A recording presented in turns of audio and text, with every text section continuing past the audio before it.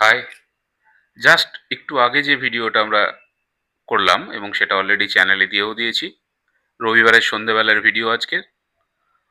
তো সেখানে আমি বললাম যে এআই বাবল বাস্ট হতে চলেছে, এটা নিয়ে একটা জোর আলোচনা চলছে ফাইন্যান্সিয়াল মিডিয়াতে। তো অবশ্যই আমি আমেরিকার বাজারের যে ইউএস এআই স্টকগুলোর ক্র্যাশ ঘটেছে, ন্যাসডাকের যে পতন, যেটা আগের ভিডিওয়ে বললাম, এটা তার ফলো আপ ভিডিও। এখানে একটা মনে হতে পারে তাহলে এআই বাবল বাস্ট কেন করতে চলেছে? এতদিন যখন এআই স্টকগুলো এত ভালো রেজাল্ট দিয়েছে, এত ভালো পারফর্ম করছিল, হঠাৎ করে কি এমন হলো যে আমেরিকার বাজারে এআই স্টকের যে আমরা বলছি এআই বাবল বাস্ট করার একটা সম্ভাবনার কথা বলা হচ্ছে।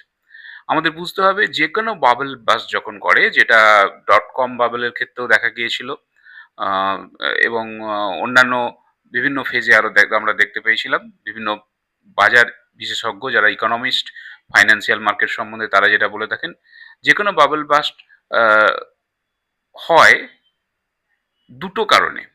এক নাম্বার হচ্ছে, যদি কোনো একটা বাবল তৈরি হয়েছে, বাবল তৈরি হয় কেন একটু তাহলে তার আগে বলে নিই, তারপর আমি দুটো কারণ বলছি। বাবল তৈরি হয় যখন আননেসেসারি ইনভেস্টমেন্ট হতে থাকে, এবং সেখান থেকে যে রিটার্ন পাওয়ার সম্ভাবনা কিছুদিন পর ইনভেস্টাররা মনে করেন হয়তো সেই রিটার্ন আর পাওয়া যাবে না।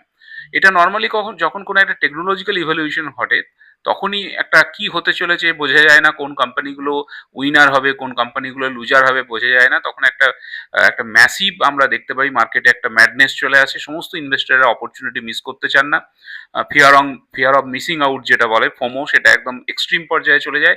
যে কোনো সেই টেক বুমের স্টকেতে, সেটা ডট কমের সময় আমরা দেখেছিলাম, এখানেও এআইতে আমরা ম্যাসিভ ইনভেস্টমেন্ট ইউএস মার্কেটে দেখেছি।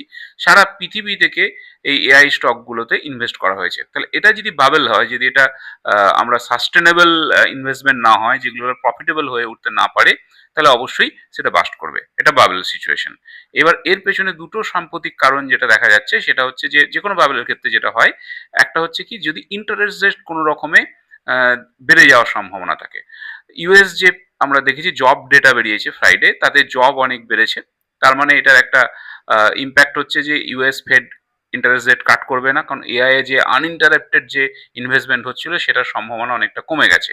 ইন্টারেস্ট রেট কাট হবে না মানে নতুন সস্তা লোন এআই কোম্পানিগুলো পাচ্ছে না। আর দ্বিতীয়ত, একটা যেটা মনে হচ্ছে, এই জব ডেটা যে এত হিউজ হয়েছে, তাহলে এআই এর ফলে যে জব মার্কেটের স্লো ডাউন বা এআই যে সব করে দেবে, এই ব্যাপারটা কিন্তু কোথাও যেন একটা ন্যারেটিভটা ধাক্কা খাচ্ছে।